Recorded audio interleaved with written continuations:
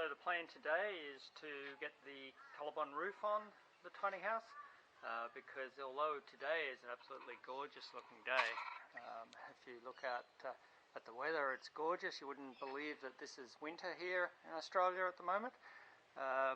So although today's weather is fantastic, we're supposed to get quite a bit of rain on Friday. So the plan is to get the colorbond sheeting and get the roof on. So here's our pole of sheeting sitting here ready to go.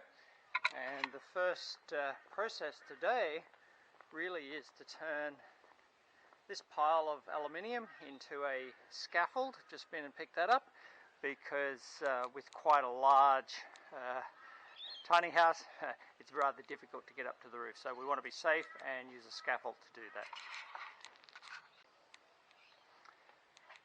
Now we have a scaffold to safely work on to get the roof done. The first step to getting the roof on is to get the thermal blanket installed, which has a silver-backed foil type insulation, and that stops the thermal transfer between the roof sheeting and the steel structure of the house. We have the first couple of sheets on. You'll notice that we've pulled string lines for our screws to make sure that we get those lined up, and we've got our insulation rolled out on top of the tiny house. So now we just need to continue on, making sure that we keep them square to the sides with the overhang and to the end of the tiny house. We're getting ready to install the windows, and so the first step is to cut our isolation or our wall wrap out. So basically what we're going to do is we're going to come into the corner and just make a cut out of the corners at around about a 45-degree angle.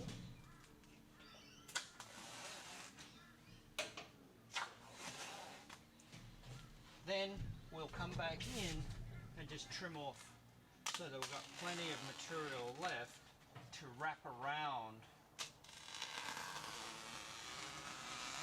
our studs on the walls.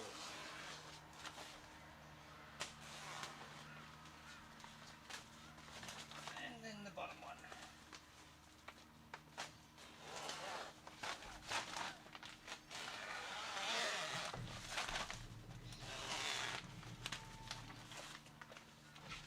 So this got the wall wrap cut out. So now what we'll do is we'll come in with a contact adhesive, similar to what we did for the outside of the building, and then wrap it around and then trim it off. We'll then come in with our flashing tape and fully flash the inside of the window. So what we're going to do is just peel back a little piece of the flashing, and we want to make the edge of the flashing flush with the inside so that we get the overhang on the outside.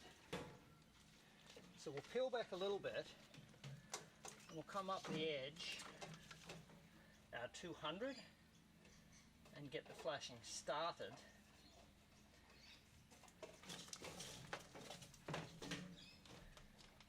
Then we need to use some type of flexible tool and take it down into the corner so that we get a nice sharp corner, and we can level out the flashing. Then peel back some more tape as you go and simply line it up along that inner edge of the frame, smoothing it down as you go.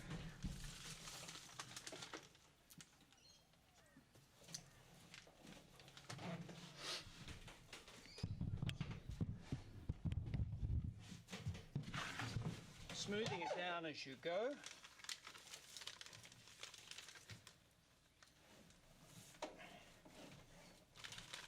And take it all the way down to the next corner. And just keep that edge aligned as you go.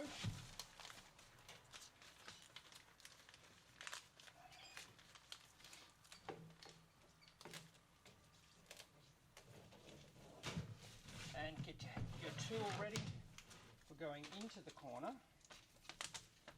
We can remove all of that. And same process.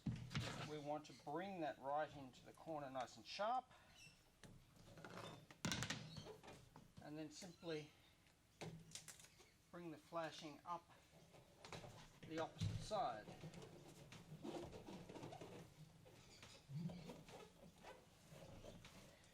Being sure to make sure that you get a really nice firm adhesion all the way along.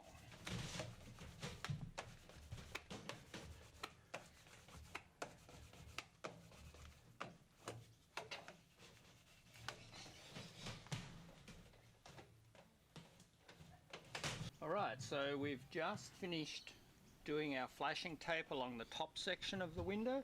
So now I'm going to take you through the actual corners so that we get a nice seal around the edge of that window. So I've cut a little section of flashing tape around about 100 millimeters long. Just going to peel the backing tape off of that. What we want to do is to place this on the corner so that we get a nice overlap in this area so that it will come in and seal tightly. So we're just going to place the tape with a few mil overlap,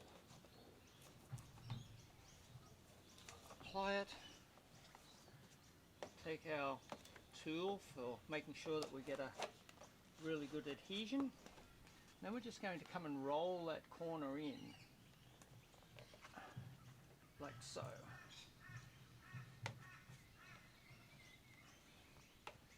Because that's typically the weak spot that you're going to get in any window flashing, is in a corner like that, so we need to make sure that we seal it really well.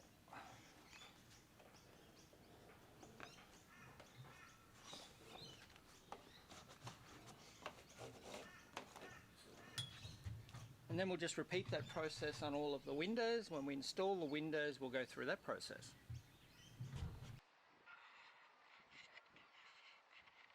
We are at lock-up stage. So we have all of the windows in and we have the roof on. Unfortunately, we didn't get a lot of video of actually getting the windows installed because there was a lot of threatening rain, and we really had to work quickly to get the windows in while we had a few breaks in rain so that we could get everything watertight. So we have windows, sorry about that sun there. So we have all of our windows in. We're using G. James windows here in Australia, which we really looked around at a lot of different windows, and we really believe that these windows and doors are probably the best made. One of the really nice features that I like is that it has a recess on the side of the window. So what that recess is going to do is allow us to come in here with cavity battens, and then with our siding that we're going to use, and that'll pack that out to about flush with the outside of the window. So it should be a very nice finish. And more on the siding that we're going to use to come. So let's take a look inside.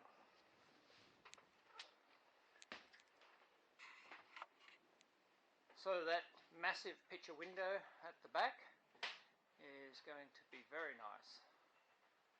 I know we've got plenty of hopper windows that are a double hung window, so we can open the top of the window, or you can open the bottom part of the window. So you can have parts of that open as well, so it'll let lots of nice ventilation through. We've got two big windows at the back here, one on each side, one above what's going to be our kitchen area, and then we've got one each side up above the loft, and then we're going to have two skylights, Velux skylights, up above the loft as well. So there'll certainly be plenty of light coming in. Now the installation process of the windows, like I say, we've also got the double doors, so they both open right up, so they will fold right back and open right out to really let a nice breeze and let the outside in. So now on to a little bit about the installation of the windows. I'll just shut these doors. On to a little bit about the installation of the windows. As you can see with the doors here, we've used specific packers all around to get everything level, square and plumb. These plastic packers really are the best to use because we get the window or the door screwed off very tight and nice and even all around.